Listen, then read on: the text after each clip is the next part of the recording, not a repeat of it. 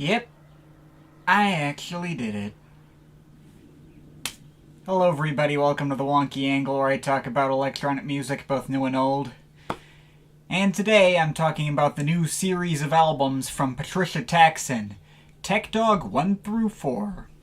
Man, it's been a minute since I've last talked about Patricia Taxxon, hasn't it? In terms of updates to give on projects she's released since my previous video on her Visiting Narcissa album in the summer of last year, there's only 2 other projects she came out with after that point.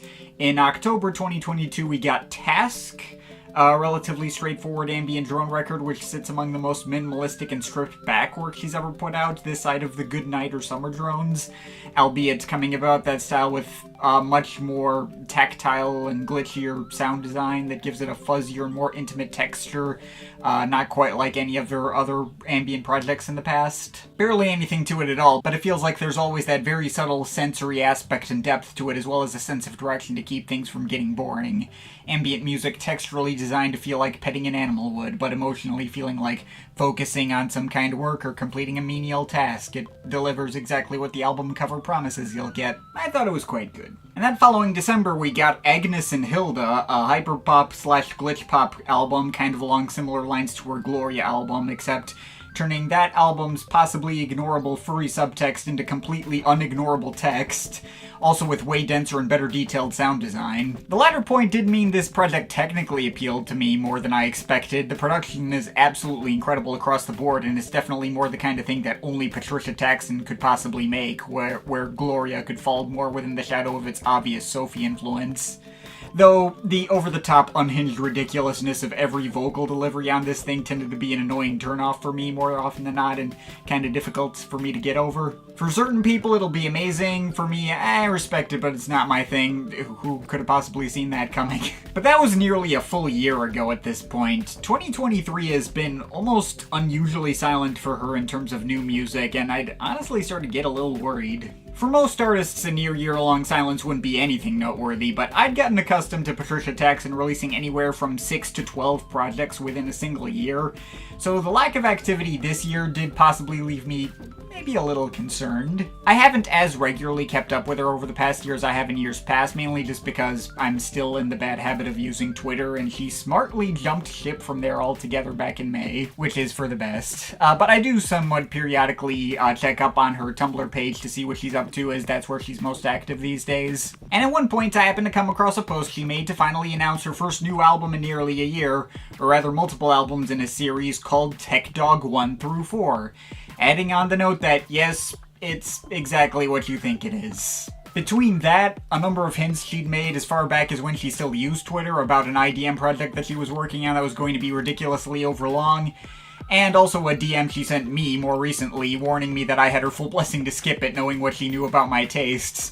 It was abundantly clear that TECHDOG was going to be her direct equivalent to what Autechre did in 2018 when they put out NTS Sessions 1 through 4. That's why she hasn't released new music in such a long time. Now, I suspect anyone who's been following this channel for a long enough time is ready to hear me, just really go off on the announcement of a project on such a scale.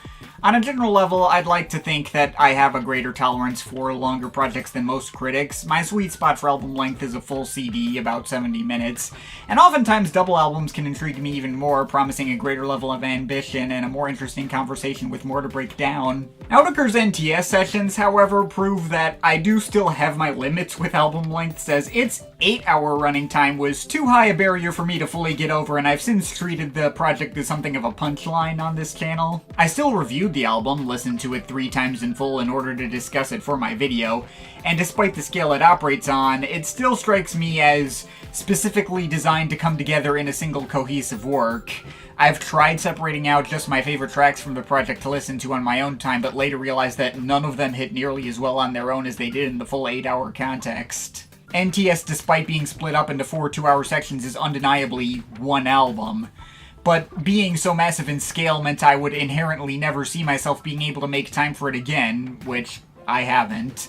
And to be brutally honest, as much as I enjoy Autechre and have all the respect in the world for what they do and how boundary-pushing their approach to sound design has always been, I've never been an in-depth enough fan of theirs where I had enough faith in them to make something that time-consuming fully worth my while. As a result, making that video is predictably nothing short of completely exhausting, and I nearly even gave up on it partway through.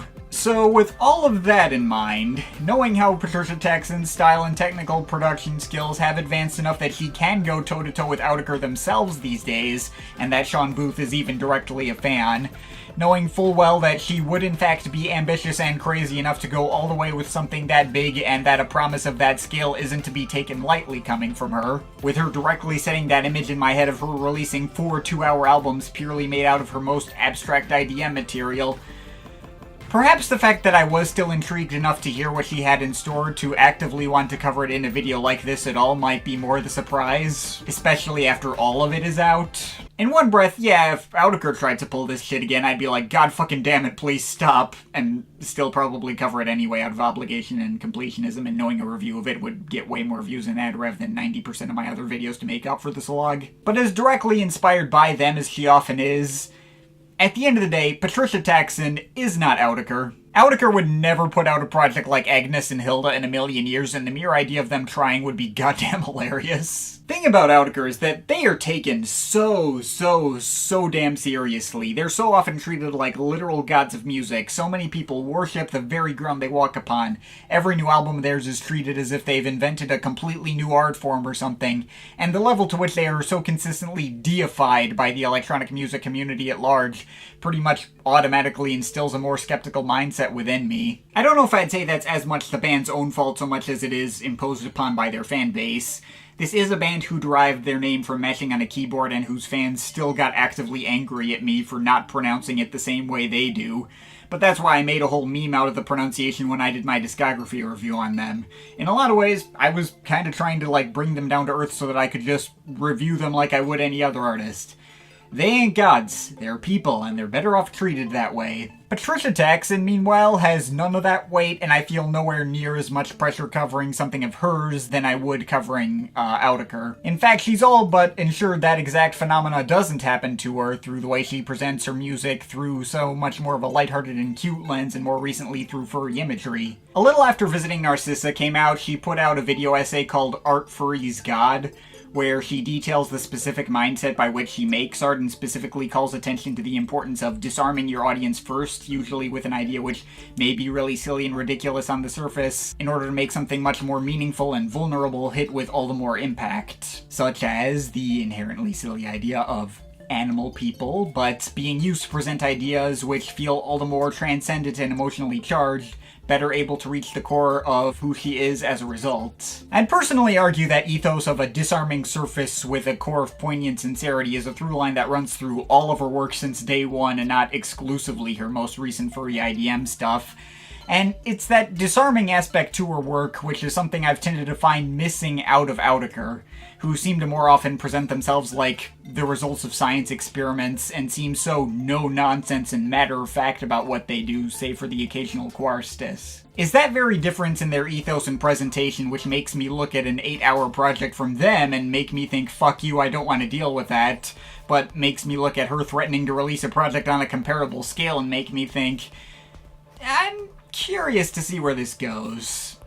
Only hesitating thanks to my existing memories of being exhausted by NTS. Hell, I know Patricia Taxxon can do well with bigger scale projects. My favorite project of hers is still the whole Triadisha Ballet trilogy she did in 2020.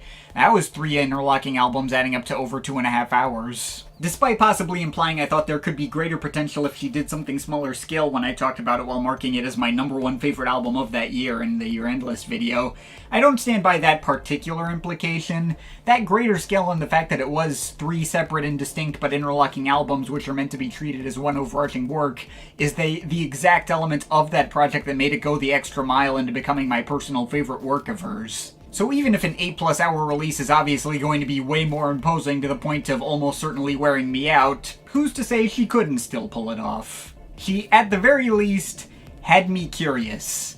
And mind you, this was still my mindset after the entire project was released and she compiled all the parts into one project on Bandcamp. I hadn't actually listened to any of this stuff until after I'd written all this entire prelude, and I already knew about the parts that I'm definitely not conspicuously leaving out for dramatic effect thanks to her doing the same pre-release. What video title? I wasn't going into this necessarily expecting to have like a year endless contender in my hands or the kind of thing that I'd be likely to return to after this video goes up. I just went in expecting to get something that would be a fun challenge to break down in a video like this. And so, it's finally time for me to get into the inner workings of TECHDOG. As we go on, I'm listening to each volume and cementing my thoughts on them as individuals before scoring and moving on to the next one. Even if, like NTS, they do directly reinforce and link into each other, I'm structuring this review as if I'd listened to each of them and had enough time to review them, like, just on the day they released, so stealth way to not overburden myself. So, she dropped the first volume, TECHDOG 1, on my birthday, funnily enough, themed after feeling excitement. And as I got the Bandcamp alert in my email and saw the notification on YouTube, I braced myself to look up at its monstrously meaty length of 25 minutes? Well, that's it. That's a lot more manageable than I thought that would be. Cool, let's get into it and see what we get. As I kinda expected, this first volume is a mix of 11 very quick little vignettes operating on the same level of sound design and texture as something like Visiting Narcissa, but only running on for about like 2 minutes each. Very to the point, blunt, bright, and energetic, if perhaps kinda running together. Now, following the lead of, say, Bogdan Rasinski's Adel, she's seen fit to make every track title on this volume an anagram of TECHDOG, though they do appear to be somewhat more pronounceable than those on that album. For this volume, and this volume only. There's some playful melodic flares introduced right off the bat for the opener and title track, going up next to all the abstract and hyperdense burbling and crashing percussion mixes, which you're just going to get used to after a while. And all the tracks onwards kind of iterate upon the style and format that opener promises. I don't really have a lot to note about each track since they're so scant and most of them are kind of going for the same sort of idea. But I guess highlights include track 3, GDECHTO, which slightly stands out for the more playful bounce it has to it. Track 4, the DODTGEC, gets more percussive and has a little melodic callback to Surely Nonetheless from her Yes And album. There's a pair of much more ambient leaning but still fuzzy and glitchy breathers in track 6, Octeg, and track 6, DEGCOT. The latter is a bit more tapping pulse than the former, but still feels lower key than most stuff here. Track 7, GETHCOD, really sticks out through all its chopped up samples of the Michigan rapper NF. Well, the Bandcamp description of the full series comp credits his appearances as actual features, and if that's the same Michigan rapper NF I'm thinking of, who came up in the Christian rap scene and is charted on the Billboard Hot 100 a bunch of times, that would have to be one of the most out-of-left-field crossovers I've ever seen in my life. I'm assuming they're just samples and that blurb is just kind of being tongue-in-cheek. The closer, GEGCHDOT, does away with much of the percussion and mostly focuses on bright and cheery chiptune-like melodic tones. And there's just a couple of tracks that don't stand out from the dense mix of glitches, but I still like for the nice melodies that do poke out, such as the more triumphant notes that show up in the back half of track 2, CGCTGHTOHDOEDE, or the lighthearted mid-range synth blares going over track 5, GDGEGDCDEHECTCHOHDTDT. Overall, TECHDOG 1 is a fun time. And with the knowledge that it is only a glorified intro for the series as a whole, it's a decently promising enough start to the series.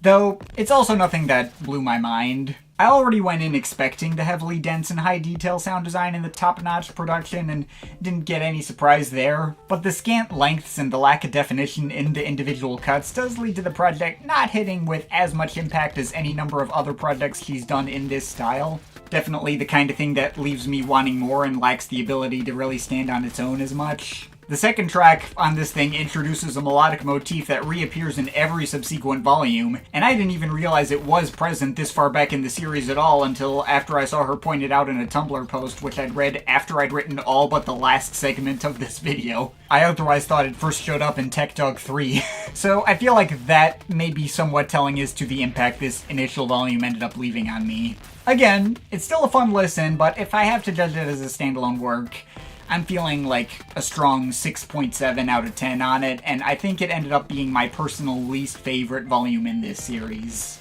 It's only onwards and upwards from here, so moving into TECHDOG 2, themed after Feeling Curiosity. The tracks double in scale, with all tracks sitting around 4 or 5 minutes each, and the titles are kinda based on the titles from TECHDOG 1, except they've kind of been extended and like fractaled in on themselves to the point where what little pronounceability they had before is pretty much out the window, as will become the pattern for each successive volume in this series. From this point onwards, I'm just going to refer to tracks by their number for the sake of not contracting dyslexia. It might be funny, but I feel like that would get old really fast if I actually tried. Anyway, this is a much more standard length for an album, sitting around 50 minutes total. The compositions are roughly equally as abstract as they were before, and stylistically it's picking up right from where the last one left off, as to be expected. But now these tracks have more space to actually flesh themselves out and feel more complete. And as a result, I had way more fun with this one than I did with the first one. I thought it was great and honestly had almost nothing in the way of misses.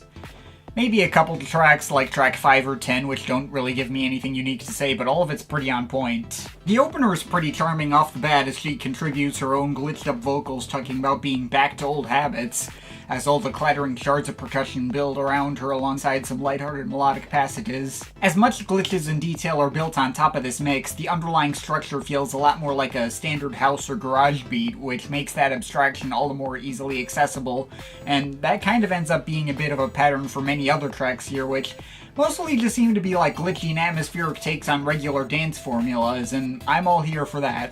Tracks 2 and 3 are almost like bright and cheery trance cuts, if not for the brittle unpredictability of some of the percussion patterns that go into them, and tracks 4 and 9 just straight up feel like regular progressive house cuts that may have fit right at home on her Aeroplane album from last year, track 4 especially. Really like the much icier and more crystalline texture of the melodies that starts showing up from track 3 onwards, brings an interesting new color to the mixes we'll be getting here. Track 6 brings back the incomprehensible glitched up rapper snippets from that one track on the last volume, but places them over a much fuller and more satisfying IDM mix that reminds me of like a more polished sounding take on like some Bluff Limbo era music. Track 7 gets much denser and more chaotic through its percussion, and yet its melodies get much more delicate and stripped back. Track 8 sounds like some kind of odd offbeat footwork inspired mix aided by buzzing bass and more melodic plinks. And then the album ends on a bit of an odd unresolved cliffhanger kind of note in its closer, which does away with a lot of the melody and tries its hand at this kind of wonky, glitched up take on like an OG dubstep kind of blend, wobbling bass and everything. Overall, having a lot of fun with this volume, pulled me in way more effectively than TECHDOG 1 did. It's just Patricia Taxxon doing more stuff that's pretty much like just directly up my usual alley, and I can't complain about any of it. I think I'll score it a solid 8 out of 10.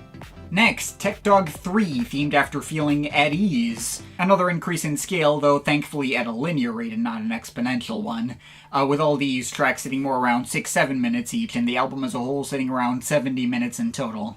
It definitely has the feeling of a more long-winded version of what she was doing on TECHDOG 2, as much of an expansion on that material as the track titles may as well be directly symbolizing. Admittedly, I don't think this hit as consistently well as TECHDOG 2. It kinda went back to running together and falling into the background more easily, although the length of the tracks in there being better fleshed out certainly allowed this to hit with more impact than the first volume, with more moments I'm likely to remember. And it is possible those couple of highest points are higher than those on the previous volume as well. I wasn't sure what to think about the opener when I first heard it. Those Animal Crossing type synthesized vocals definitely threw me off at first.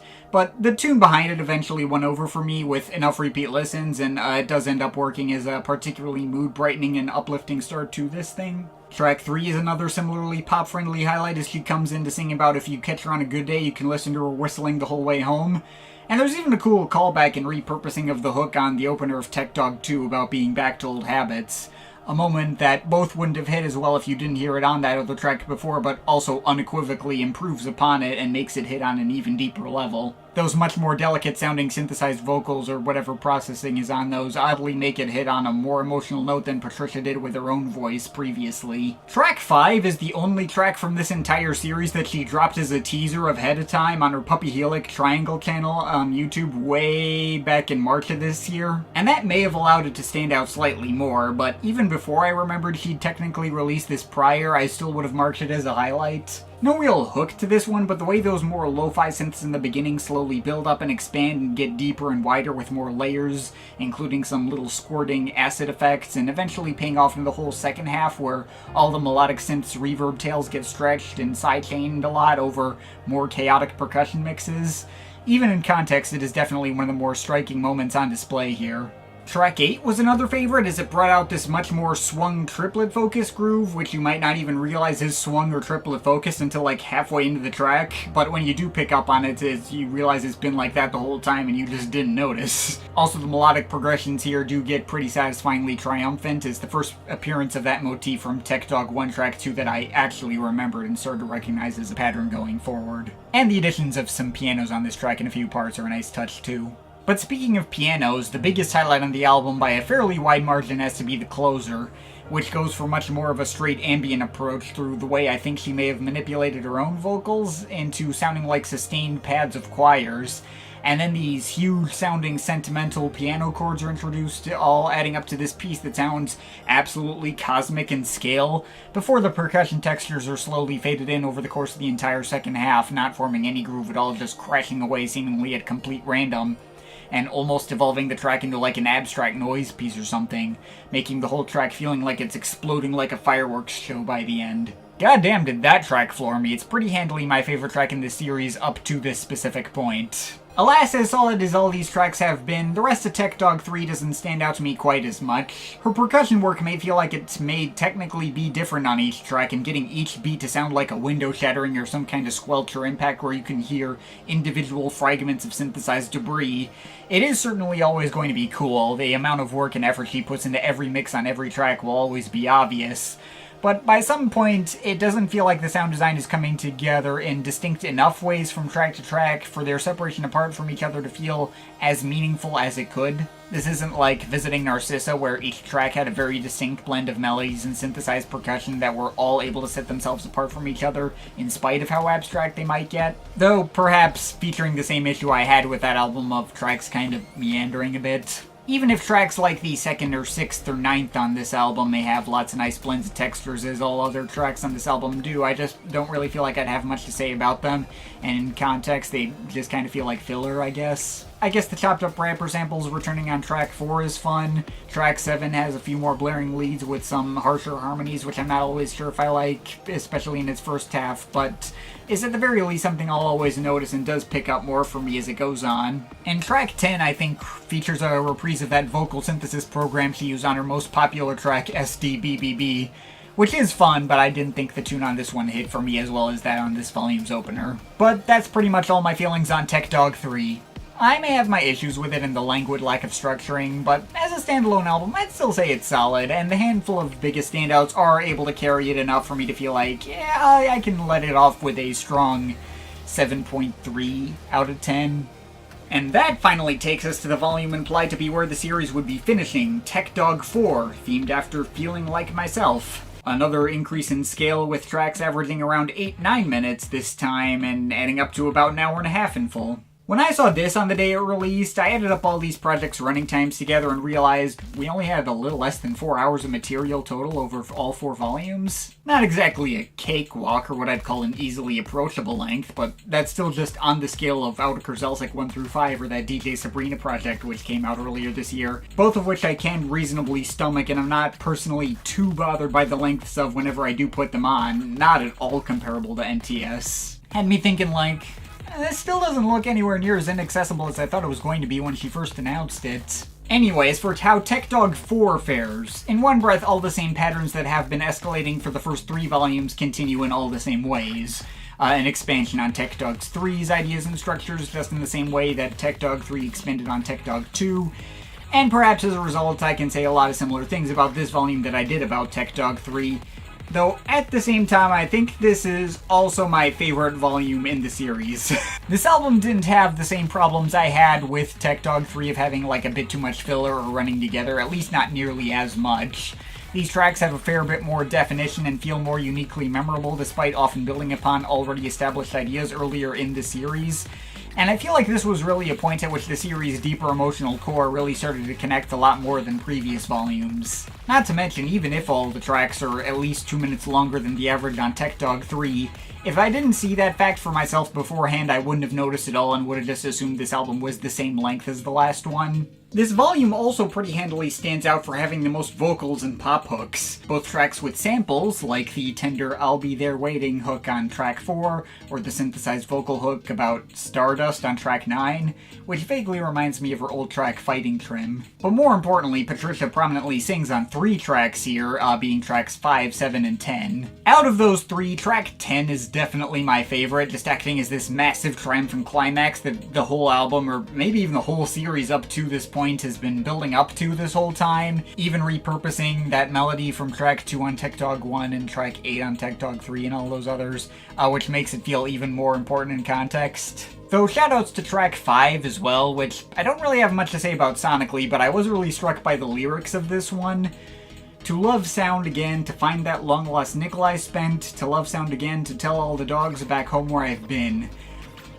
Admittedly pretty innocuous sounding on the surface, perhaps echoing her line about whistling all the way home on the previous volume, but the specific wording struck me as having a lot bleaker implications. Not only that she'd previously fallen out of love with sound, but also comparing trying to find that spark again to looking for a nickel she'd already spent. Ouch, that hurts. That might have cut deeper than I was prepared for. Good thing that this was advertised as the last volume, so I'd know this isn't some kind of important pivotal statement for the tone of the series or subtle foreshadowing of anything, right? Also, I guess the sentiment behind track 7 sort of balances that out by talking about how the kids are alright and we're still out here fighting, just gotta give it time. She may sound rather dejected while singing it, but I'll take the optimism in the words themselves. As for the instrumental cuts, most of these are pretty big highlights too. The opener feels like it effectively picks up from where the closer of the previous volume left off, with a lot of similar formless but triumphant synth ambience carried over from that track, but this time with this really slow and heavy thunderous mix of percussion, which can make it feel even more strikingly explosive.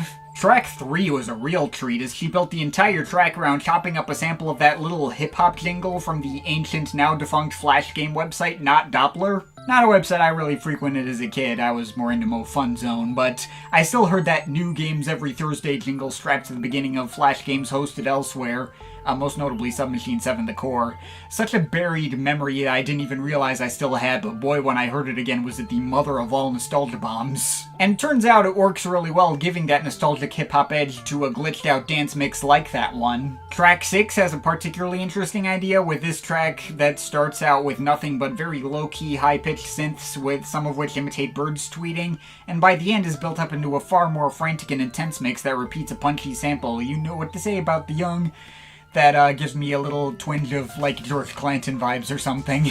Tracks 2 and 8 don't really give me much specific to say, besides they're very pleasant and mood-brightening, and the latter did manage to sit among the standouts through how open and spacious it is, as well as this watery bass line that for whatever reason vaguely reminds me of the soundtrack to the Frogger game on PS1 and PC that I used to play as a kid before I was allowed to access the internet or had any actual video game consoles. Unintentional nostalgia button this time, but I'll still take it. But that leaves the closer, which is a weird one. It's primarily an ambient track, though in comparison with the closer to TECHDOG 3, this one feels a lot more unstable and sour.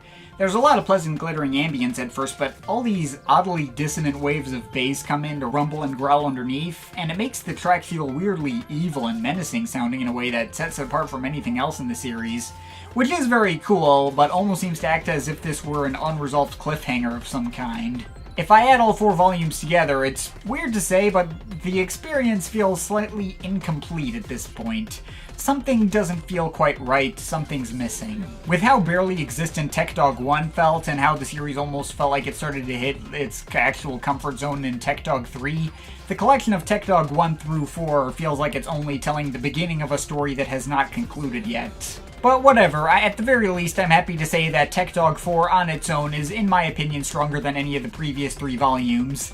She's gone on record saying this volume in particular really burnt her out to make. And while I can definitely see how, I do feel like all that extra effort showed and ended up being worth it in the end, so I'm willing to also score this a solid 8 out of 10.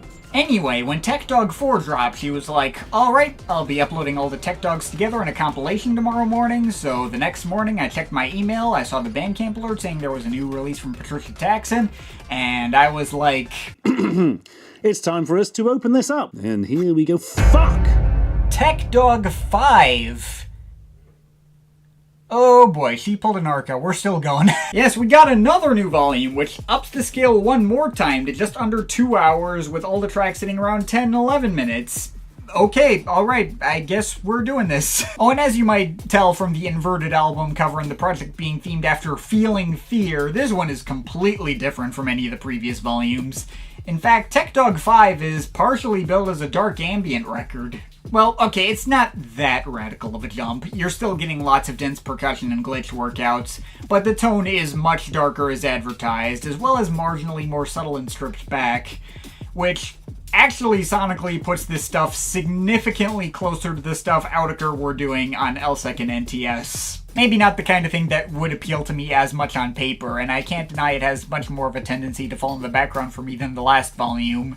But in context, it's a necessary and refreshing change of pace for the series. If we kept doing the same stuff as in TECHDOG 3 and 4, that would get monotonous. And there are a lot of cool ideas explored here. Track 1, 6, and 10 leaning pretty hard into the dark ambient side of things, with the opener in particular giving me that foreboding and minimal, like, submachine soundtrack energy I like to hear in this genre. Tracks which lean away from melodies altogether and just explore percussive textures or fuzzy audio glitching, as seen on tracks 2 or 8, or the first half of track 9. Track 2 in particular has to be the single most convincingly Autechre sounding thing I've ever heard her make, really giving me those C16 Deep Tread kind of vibes. And track 5 delivers a similar mix made more up-tempo, but brings back the incomprehensible rapper samples and, like, pitches them down and filters them to make them sound much deeper and more oddly metallic, I guess. Unsurprisingly, I tended to be more drawn to the couple of tracks that did bring in more obvious melodic textures, even as subtle or foreboding as they could be. See the rumbling bass waves that get progressively more expansive over track 3,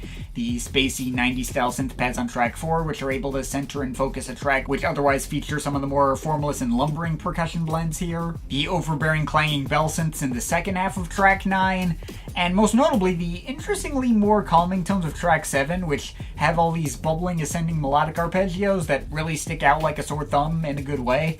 At least before that track does the typical Autechre thing of getting more chaotic and unhinged as it goes along before devolving into foreboding abstraction by the end. And of course that leaves the closer, which is just a straight up abstract noise piece, nothing but a sea of completely structureless glitches and effects getting progressively more and more intense and full sounding and frightening, and building up that steady crescendo over its 10 minutes before abruptly ending in a hard cutoff. You thought this album was dark enough in comparison to the earlier parts. This feels like it's aiming to hit a new emotional low as yet untouched, like the least of a feel-good finish a series like this could possibly have.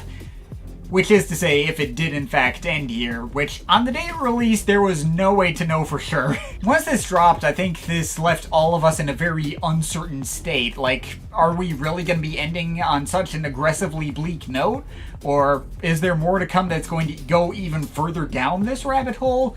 And which outcome is preferable? That uncertainty is all too fitting for the particular tone and emotions this project was specifically aiming to capture on its own. The manner in which it was kept a secret absolutely worked to its benefit. In a vacuum, this project is admittedly the kind of thing I only like and don't love, something that can kind of fall into the background and I wouldn't really see myself coming back too much. Much in the same way that I feel about any of the 4 individual NTS volumes themselves, but the way this slots itself into the series and works in that fuller context only works to the overall benefit of both, so I think I can give TECHDOG 5 on its own a 7.5 out of 10.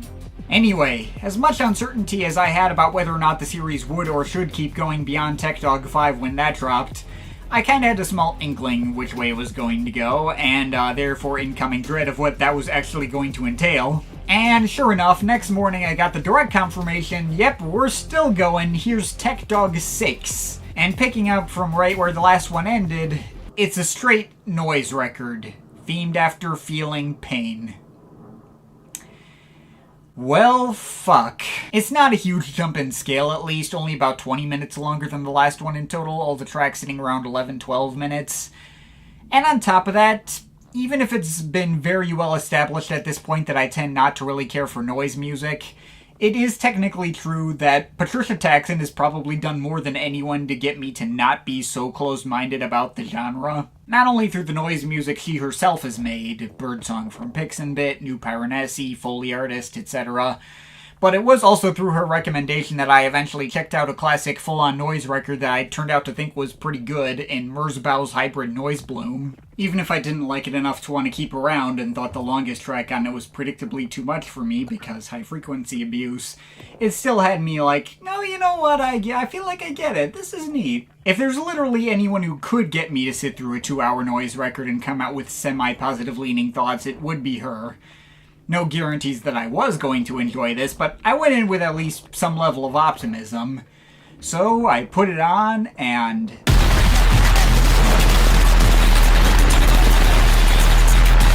it's fine. It's honestly a fair bit more easily palatable than I thought it was going to be. I think the thing I've come to realize about noise music is the fact that ultimately the real turnoff within this genre for me, it was like the harsher and more extreme side of it, which gets too loud or distorted, or maybe abuses high frequencies, thereby setting off long-standing sensory issues I've always lived with. It's not about music lacking traditional melodies or rhythms or structures or being the absence of music or that kind of thing. Even if I definitely was not above having that perspective 5 years ago, it is a really reductive way to look at it. Expression and substance can still be found within the realms of texture and atmosphere. Those are still tangible things that I can latch on to. And that can often allow this kind of stuff to be digested in the same way as ambient music. Sure, I may have an easier time getting into projects that have standard melodies or grooves, and sticking to them will increase the likelihood of me connecting with them on a deeper level, but it's not the absolute be-all and end-all. TECHDOG 6 features no high-frequency abuse, and never goes so over-the-top extreme in its sound that it gets to be like an active turn-off. Even in its most extreme chaotic moments, it's always at least like really well produced to make sure that the mix can create a sense of space, and that all the individual elements sound clean and distinct. And honestly, once you get past the first 3 tracks or so, the chaos and density is noticeably, like, gradually toned down and becomes a lot more manageable. I'm not gonna say I was absolutely in love with this thing. I'll admit to not getting much out of it on an emotional level and feeling kinda unenthused by a lot of what I was hearing. It's really not the kind of thing I would see myself coming back to beyond this video, but that's a lot more thanks to the meandering and long-windedness of the compositions than a result of the way it actually sounds. In terms of the execution of this sound and style, I think it works well for what it's going for, and it's not nearly as much of a mismatch for my taste as you'd think it would be. Certainly as the album starts out with the first 3 tracks, it's definitely as completely unhinged and over-the-top and extreme as I would have expected, really furthering that theme of feeling pain, and the opener in particular getting especially tangibly frightening. But even with tracks like these, the extremity of the sound was never so much to become an outright turnoff. While listening to them, I was mainly just impressed by the sheer amount of layers of sounds that were so clearly audible, and how vast and expansive the mix felt. All these hyper-dense and overbearing mixes of squelching and buzzing and screeching synth effects, bursts of static, more Autechre-style percussion, maybe some screaming rapper samples just barely audible enough to recognize as such. So much going on, but none of these sounds, like, cut into each other, and being able to recognize the scale of the mix and how big and clear it all sounds makes it more effectively frightening than your typical claustrophobically blown-out noise productions. The difference between seeing a small self-contained horror scene or a large widespread horror scene. Though from track 4 onwards, the album kinda stops having that frightening edge. No less loud or high detail, but the mix of sounds feels more mundane or maybe even oddly calming, like mixes of just regular loud environmental noises you'd hear in everyday life, emulated through the synths. Track 4 in particular has a strange mix of all these loud, arrhythmic, metallic percussion hits that remind me of being like on a bumpy train ride. As if I were like sitting in one of those freight train cars that's completely open on the side, and I had my ear as close to the tracks and wheels as I could safely get, and I hear all the metal banging and clanking around as the train moves. Track 5 sounds like a bunch of industrial farming machines and wood chippers and the like are running, but there's also a lot of effects that sound like water splashing and dripping as if some sprinklers are running on the side. Track 7 sounds even more watery and bubbly and splashy. And hell, track 9 just sounds like being out on a city street during a torrential rainstorm, minus any thunder or lightning. The synth seeming to emulate raindrops falling onto concrete or cars passing or driving through puddles. I think that's my favorite track on this volume. Interestingly, when tracks got quieter and more subdued, like on track 6 or 10, my attention would start to trail off more. The latter really only started to get me invested when these foghorn-like sounds would start to blare over the mix. And track 8 sounded like it had more of an actual rhythm or frantic groove to it in the way its percussion blends came together, though I mostly found that one kind of dull too, and it eventually kind of lost its impact as the beats aligned themselves less and less to the grid as time went on. By the time the final track got started, I had definitely started to feel like the novelty of the style was wearing off for me, and I was getting kind of sick of the way things sounded.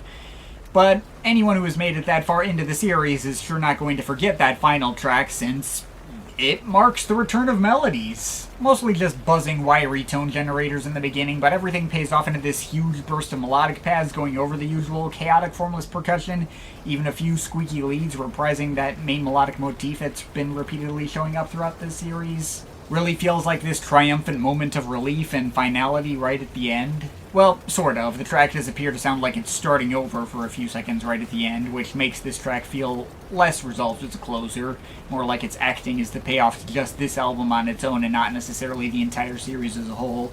But whatever. TECHDOG 6 may have not always been the most fun time for me on a personal level, and absolutely had a number of stretches where I was just kind of bored more than anything. I think shorter projects she's done in this style before, such as New Pyronesy, have been better able to connect with me than this. But, you know, I still respect what it was going for and ended up finding the listening experience pretty cool for what it was. I might have even gotten slightly more out of this than I did out of TECHDOG 1, which I didn't even remember anything from at this point, so take that as you will. I'm feeling a strong 6.7 on this one as well. It's alright. I would have been perfectly satisfied if she decided to end the series here. In fact, by this point, all the 6 volumes together added up to 8 hours of music total. We're officially on NTS scale, we're good, we can stop now. But we're not really done yet, are we? She confirmed the night before on Tumblr that, yeah, there was still one more TECHDOG left in the series. And I was thinking, okay, this can go in one of two possible ways. Either she's going to return to the scale of TECHDOG 1 and bring everything around full circle, or we're about to get a long-ass straight ambient drone album. It has to be one of those two, nothing else makes sense. And the next morning, we finally got TECHDOG 7, revealing that not only had she picked the latter option of just going straight ambient drone themed after feeling nothing, but also, holy shit, it's 4.5 hours? Yeah, this isn't just the same old expansion in scale that each of these other volumes have had. This is a way bigger jump. The tracks on this one start around 14-15 minutes, but keep getting progressively longer. The last 5 tracks on this thing are each longer than TECHDOG 1 in its full entirety, and the final track alone sits at 41 minutes. Oh, Jesus Christ. I should have guessed she wouldn't be content with the easy one-to-one comparisons to NTS and Everywhere at the End of Time. She had to go a step further and try and top them. This series is now over 12 hours in total, and this last volume on its own takes up the entire last third of it.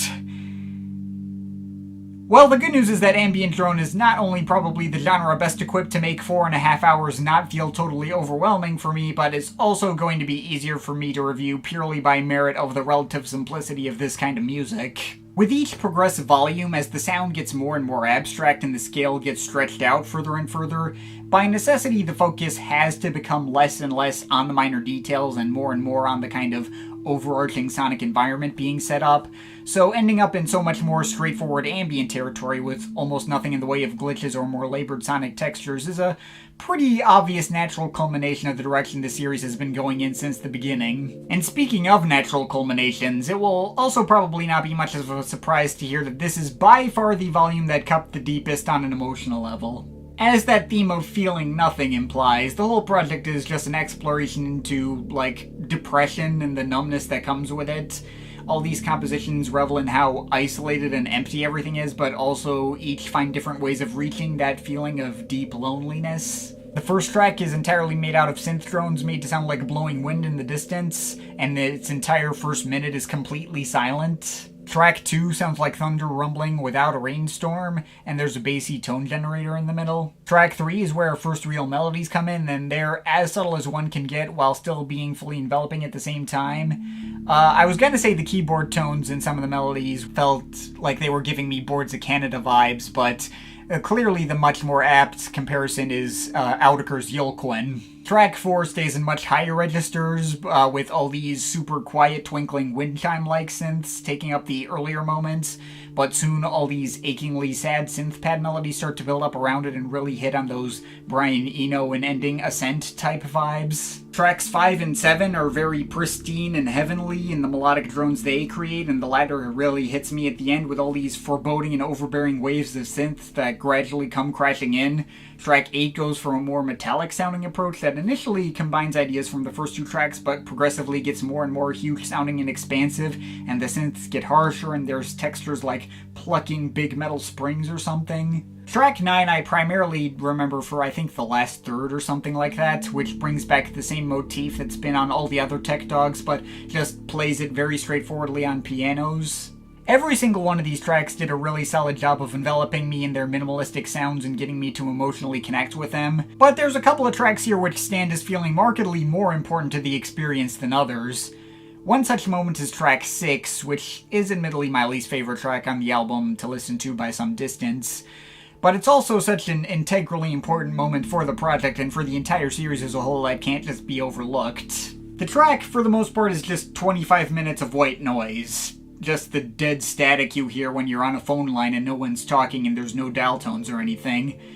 But every couple of minutes, the track is punctuated by Patricia acting out phone messages left for someone she wants to talk to. They start out normal enough, just innocuous messages about wanting to catch up, but as they go along, the content of the messages starts to get more and more concerning. By the fourth message, she's just saying never mind and hanging up.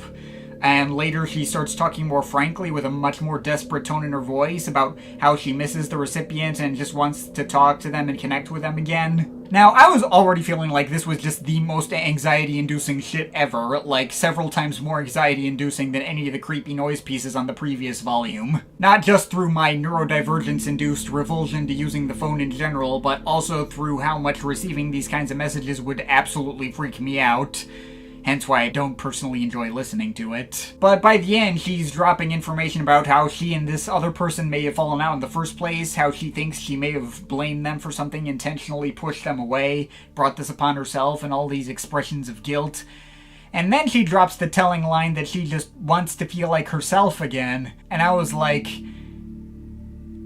oh Christ, she's leaving all these messages for her past self, isn't she? This is all just symbolic for how she's lost a part of herself through trauma that she can never get back.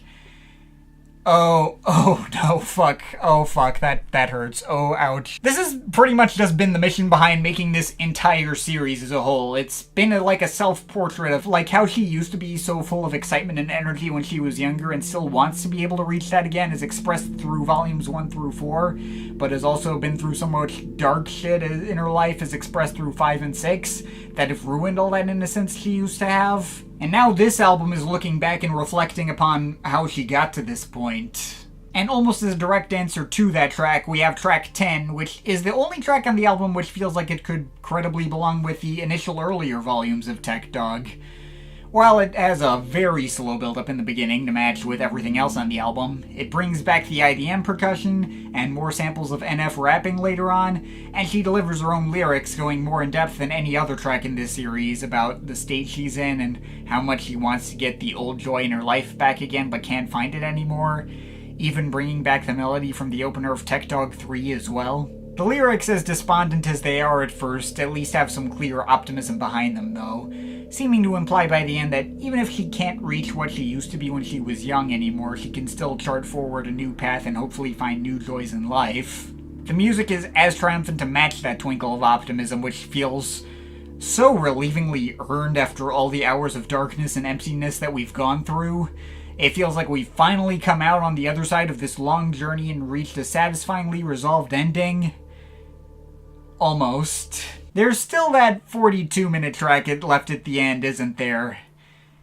I was initially really worried about this one off the promise of the first 10 minutes of it, which is literally just a single sine wave ringing at a tinnitus frequency, only joined by another sine wave of a frequency 1 octave below that 5 minutes in. When the track first started, I was like, oh no, is this going to end with 42 minutes of tinnitus ringing? because that's not off-brand for her to do. She's the reason I know who Sachiko M is. Thankfully, that's not the case. The track does build into a much more expansive and full-sounding ambient piece over the course of the last half hour. The sound keeps getting bigger and bigger, almost in like Ultimate Records tradition. There's lots more effects and noise introduced near the end. It reaches such a high level of intensity that may as well be unrivaled in the rest of the series. And then, as one final gut punch, it ends in an abrupt hard cut right at the end with her saying, "Stop. Try again." I feel like that is an allusion to the kind of stuff she was talking about in her video on Don't Hug Me, I'm Scared. Like how neurodivergent people are constantly told they're expressing themselves wrong as children and punished just for being themselves. And it may or may not be the kind of trauma that inspired the entire last two-thirds of this series in the first place. Man, that's depressing as hell, but still a more than fitting way for this entire series to have closed out. I have to say, while TECHDOG 7 as a whole isn't the kind of thing that I see myself coming back to listen to much in the future, the album did hit surprisingly close to home.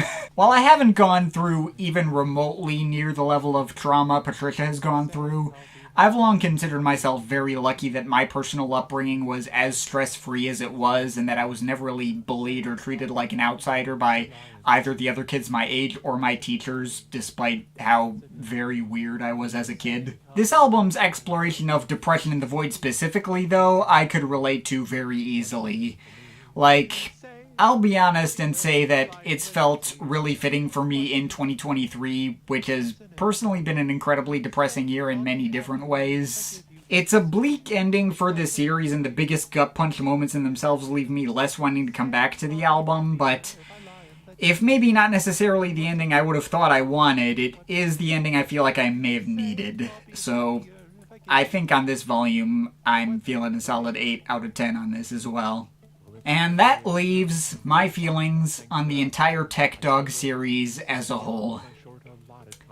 I'd seen people theorizing while TECHDOG 5 and 6 were dropping that the series was going to keep escalating further and further, and that she'd keep dropping bigger and bigger TECHDOG volumes until, like, dropping a TECHDOG 13 on Halloween. And I swear to God, if that had actually been her plan, I'd feel compelled to pull out a goddamn water bottle sprayer. No, bad dog, have some consideration for your audience's time. I'm not gonna say the 12 hours of music this series has added up to isn't a massive ask out of any listener. This video has been exactly as exhausting to put together as I expected it would be when I first started writing it, and it's taken more out of me than even some stuff I missed roundups. But at the same time, I'm still not even close to as exhausted by this as I was by Autechre's NTS sessions. I feel like a big part of that may just be the fact that I can't really see TECHDOG as a single album in the same way that I do for NTS.